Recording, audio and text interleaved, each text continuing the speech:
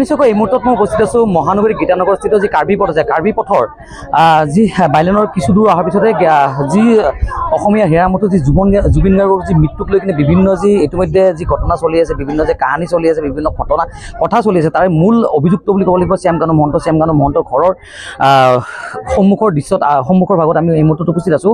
আৰু মই প্ৰথমতে দেখুৱাই ল'ব বিচাৰিছোঁ গীতানগৰ কাৰ্বি পথ এইটো প্ৰসাদোপম অট্টালিকা শ্যামকানু মহন্ত, প্ৰায় 3 মহলীয়া এটা অট্টালিকা। আৰু আমি অহাৰ পিছতে ইয়াতে স্থানীয় লোকসকল আহি উপস্থিত হৈছে। শ্যামকানু মহন্তৰ দীঘলীয়া তেওঁলোকে ভাষ্য দাঙি ধৰিছে। বিভিন্ন সময়ত স্থানীয় লোকক অপদস্থ কৰাৰ কথা বা নিশা বহু দেৰিলৈকে পাৰ্টি কৰাৰ কথা, মদ খাই পাৰ্টি কৰাৰ কথা, সমগ্ৰ অঞ্চলটো সুৰাৰ গোন্ধৰ কথা, চিগাৰেটৰ গোন্ধৰ কথা বিভিন্ন অভিযোগ উত্থাপন কৰিছে। আৰু আমি তেওঁলোকে ক'ব লাগিব যে ইয়াতে নিৰাপত্তাৰক্ষীও নিয়োগ কৰা হৈছে, কিয়নো স্থানীয় লোকসকল আহি উপস্থিত হৈছে, তেওঁলোকে ভাষ্য প্ৰদান কৰিছে, জুবিন গাৰ্গৰ সপক্ষে তেওঁলোকে ভাষ্য প্ৰদান কৰিছে যে ন্যায় লাগে, যি অসমৰ যি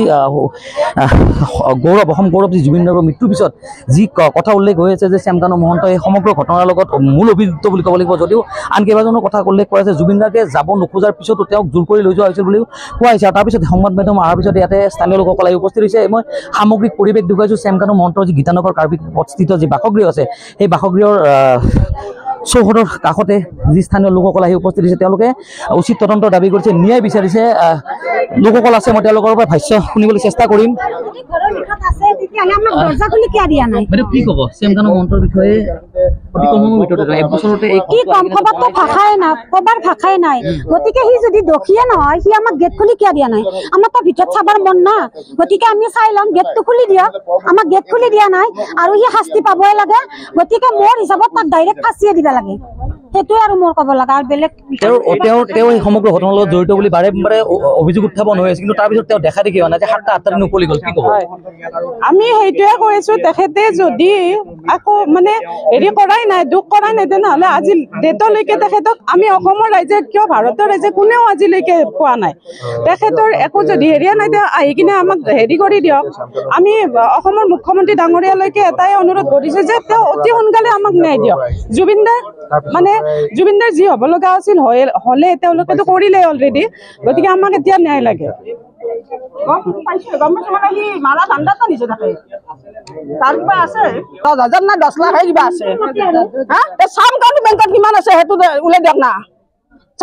সিদ্ধাৰ্থৰ বেংকত কিমান টকা আছে আৰু সিহঁতৰ কিমানটা বিল্ডিং আছে, ক'ত মাটি আছে, সেইখিনি ওলাই দিয়ক। সিহঁতৰ কি বেলেগ ইনকাম আছে নেকি? বাপাক ইনকাম কৰি থৈ গৈছে নেকি সিহঁতক লাগি? নাই জুবিনদাৰ টকা, সেইটো আমাক সেইবিলাক আমাক ন্যায় লাগে, আমাক সেইবিলাক ন্যায় লাগে আমাক, সেই কথা। আৰু যদি সাহস আছে যাতে আমাৰ মাইকীৰ ওচৰত হওক, মতাও নালাগে, মাইকীৰ ওচৰত হওক যদি সাহস আছে। মই এইখিনিয়ে কৈছো। বাইদেউ, যিটো অসুস্থ অৱস্থাত আছিলে আৰু চিকিৎসকে কিছুমান পৰামৰ্শ দিছিলে, তাৰপিছত তেওঁ ছিংগাপুৰ সিহঁতে মাৰা কাৰণে দিছে, জুইত ভয় বুলি, পানীত ভয় বুলি গাড়ী চলাব হাক দিছে। জুবিনদাৰ আগতে দিছে, ইয়াৰ গুৱাহাটীৰ মেডিকেলত দিছে নে ডাক্তৰে? সিহঁতে যি মেডিকেলৰ পৰা এইবিলাক জনাৰ পাছত পানীত নমাই দিছে, পানীত নমাই ইমান জেগা সি সাঁতুৰি গৈছে সাগৰ এখনত। আৰু যেতিয়া কোনোবাই কৈছে ইয়াৰ ভাগৰ লাগব, তাৰপাছত শ্যামকানু কি দিছে, হাত দাঙি দিছে এনেকে, তাৰমানে ভাগৰ নালাগে, সি মৰক। সেয়ে বুদ্ধি কৰিছে, সি বুদ্ধি কৰি মৰম, বুদ্ধি কাৰণে ভালে নিছে। ইমান দূৰত নাপায়, এনে সি মাৰাৰ কাৰণে নিছে। আমি এইবিলাক মোবাইলত পাইছো, টিভিত পাইছো, এইবিলাক কি মিছা কথা? কি বিচাৰে আপোনালোকে? কি বিচাৰো? ফাঁচি হ'ব লাগে, নহ'বা সি মাইকীৰ ওচৰত উলাই দিব লাগে, তাক মতাও নালাগে, মাইকীৰ ওচৰত উলাই দিয়ক। বাইদেউ, আপোনালোকে স্থানীয় লোক, ইয়াতে বিভিন্ন সময়ত ইয়াৰ আমাৰ চিকিউৰিটি গৰাকী আমি ভাষ্য শুনিছিলোঁ, তেওঁ কৈছিল যে ইয়াতে নিশা পাৰ্টি চলে, বহুতখিনি নামী লোক আহে, সংগীত জগতৰ বহুত নামী লোক আহে। কি ক'ব? হয়, তেনেকে ক'ব নোৱাৰিম।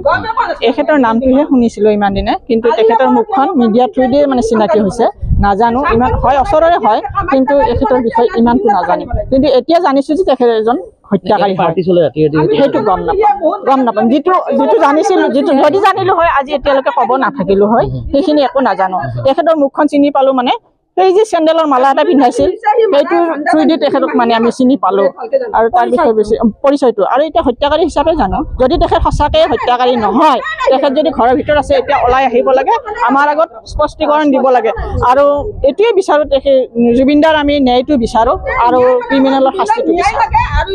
হয়, নিশ্চয়কৈ এইখিনি হৈছে স্থানীয় লোক, আৰু তেওঁলোকে বিচাৰিছে জুবিনদাৰ যি মৃত্যুৰ যি তদন্ত, উচিত তদন্ত হ'ব লাগে, আৰু যিসকল লোক দোষী, সেই দোষীসকলে শাস্তি পাব লাগে।